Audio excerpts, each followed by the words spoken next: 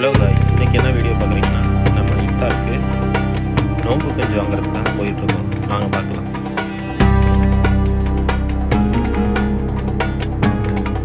இதுதான் எங்கள் வில்லா. எங்கள் வில்லாலேருந்து வெளியே போயிட்டுருக்கோம். எங்கே இருக்குன்னா ரியாத் இண்டஸ்ட்ரியல் சிட்டி கூட இருக்குது. எங்கள் வில்லாக்கு எடுத்தாப்புலேயே ஒரு பார்க் இருக்குது.